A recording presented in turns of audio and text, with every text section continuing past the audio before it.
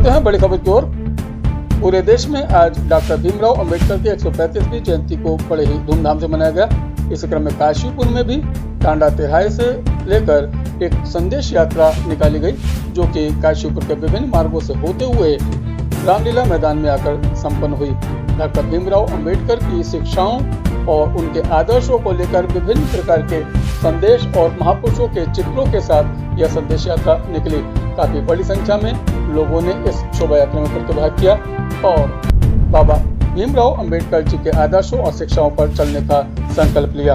इस अवसर पर काशीपुर में जगह जगह डॉक्टर भीमराव अंबेडकर की जयंती को लेकर कार्यक्रम हुए। काशीपुर के ग्राम कुंडेश्वरी पंचायत घर में डॉक्टर भीमराव अंबेडकर की जयंती को लेकर वहाँ एक कार्यक्रम रखा, जहाँ पर केक सेरेमनी का भी प्रोग्राम हुआ। क्षेत्र के प्रधान और काफी गणमान्य लोग वहाँ पर उपस्थित रहे और डॉक्टर भीमराव अंबेडकर की शिक्षाओं को आत्मसात करते हुए अपने जीवन को सफल बनाने की बात करी। इसके अलावा काशीपुर के बांसखेड़ा, हरियावाला, बैलजोड़ी आदि क्षेत्रों में भी डॉक्टर भीमराव अंबेडकर की जयंती को लेकर काफी अच्छे प्रोग्राम हुए और लोगों ने बड़ी संख्या में उसमें प्रतिभाग किया। डॉक्टर भीमराव अंबेडकर की संदेश शोभा यात्रा को शहर के समाज सेवियों ने और विभिन्न राजनीतिक दलों ने जलपान कराकर उनका स्वागत सत्कार किया। देखिए, बाबा साहब की शिक्षाओं की अगर बात करें तो बाबा साहब ने भारत के समाज की व्यवस्था के अनुसार हर क्षेत्र में उन्होंने अपनी शिक्षाएं दी। जैसे कि शिक्षा की बात करते हैं तो शिक्षा में तो हम उनकी बातों को ज्यादा कह ही नहीं सकते, क्योंकि अपने आप में वो रोल मॉडल है शिक्षा के। कोलंबिया यूनिवर्सिटी में अमेरिका ने सिंबल ऑफ नॉलेज का नाम दिया, तो ये हमारे लिए गर्व की बात है। बराक ओबामा कहते हैं कि यदि अंबेडकर अमेरिका में पैदा होते तो हम उन्हें सूर्य कहते। और बाबा साहब ने तो बिल्कुल साफ कहा है कि शिक्षा और शेरनी का बहुत दूध है, जो पिएगा वो दहाड़ेगा। बहुत अच्छी बात कही आपने। शिक्षा शेरनी का बहुत दूध है, जो पिएगा वो दहाड़ेगा। लेकिन आज वर्तमान में हालांकि महिलाओं के लिए भी कहा जाता है पढ़ी लिखी माता को व्यक्ति भाग्य भी जाता है। इस तरह वर्तमान में जो शिक्षा का बाजारीकरण हो रहा है, जो मूल बाबा साहब का एक उद्देश्य था, कि आज की सरकारें वो सब पूरा कर पाई नहीं। देखिए, सरकार की बात करें, मैं थोड़ा सा राजनीति से थोड़ा दूर रहना चाहता हूँ, मगर चूंकि जागरूक समाज के नाते मैं कह सकता हूँ कि भारत के इतिहास में एक ऊपर नीचे की एक समस्या चल रही है। ये आज से नहीं, हजारों साल से है। इसी जमाने में मनु की व्यवस्था चलती थी, उसमें 4 वर्ण थे, 3 वर्ण अब होते थे, 1 वर्ण जो नीचे होता था, उनकी सेवा करने का अधिकार दे रखा है। आज की कानून की व्यवस्था में 4 वर्ग दे रखे हैं।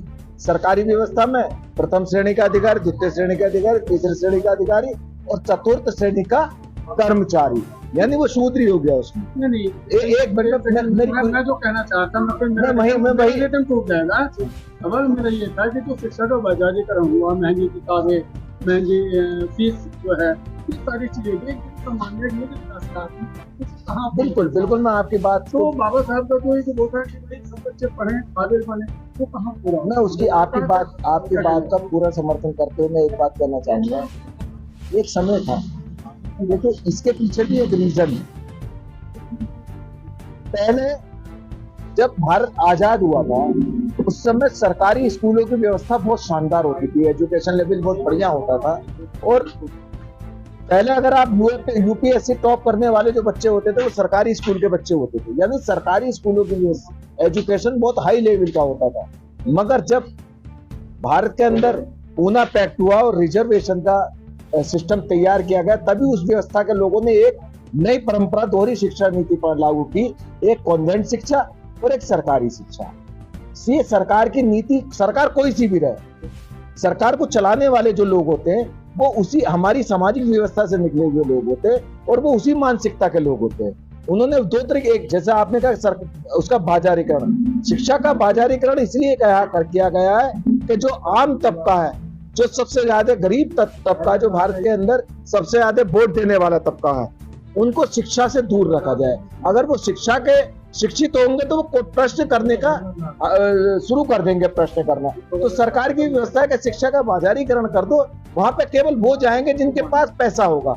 जिनके पास पैसा नहीं, मजदूर तबके के लोग हैं, उनके लिए तो मिड डे मील योजना सरकार ने रख रखी है। सरकारी स्कूलों के बच्चों को या तो जनगणना में लगाया जाएगा टीचरों को, या उनके बच्चों को लिए केवल सरकार फोकस करती है मिड डे मील योजना पर। एजुकेशन पर नहीं कर रही, यही शिक्षा का बाजारीकरण है।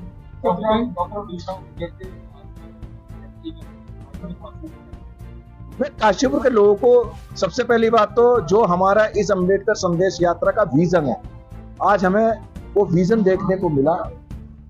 एससी समाज में, शोषित वंचित समाज में एक अजीब सी पीड़ा, मैं भी उस पीड़ा का शिकार रहा हूं, मगर वो पीड़ा धीरे धीरे खत्म हो रही है। आज हमने संदेश यात्रा में ये महसूस किया कि हमने हमारी जो सोच थी वो ये थी कि बाबा साहब अम्बेडकर पूरे देश के, केवल शोषित वंचितों के नेता नहीं, पूरे देश के नेता। और ये संदेश यात्रा का हमारा जो सोच है वो यही है कि काशीपुर का हर व्यक्ति जो है बाबा साहब के प्रति अपनी श्रद्धा रखे और बाबा साहब की विचारधारा को स्वीकार करे। आज हमने देखा कि एक जिन हम कहते हैं मनुवादी उन्हीं व्यवस्था के अच्छे लोग, एक बहुत सम्मानित व्यक्ति, एक बहुत अच्छा पद पर रहने वाले व्यक्ति जिन्हें हम आरएसएस या बीजेपी का व्यक्ति भी कहते हैं, वो आज एक पुष्प की वर्षा की मशीन लगा के और अपने हाथ से उसमें फूल डाल के हम लोगों के ऊपर वर्षा कर रहा था। ये उनकी भावना की मैं सम्मान करता हूँ। काशीपुर के अंदर अब वो चीज नहीं हो रही है।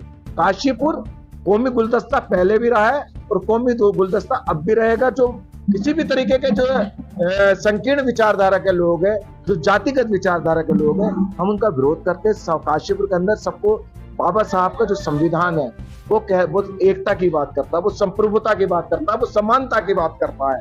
तो हम काशीपुर की जनता को वही संदेश देना चाहते हैं और काशीपुर की जनता उस चीज को स्वीकार करते हुए समानता सद्भावना की रास्ते पे चल रही है।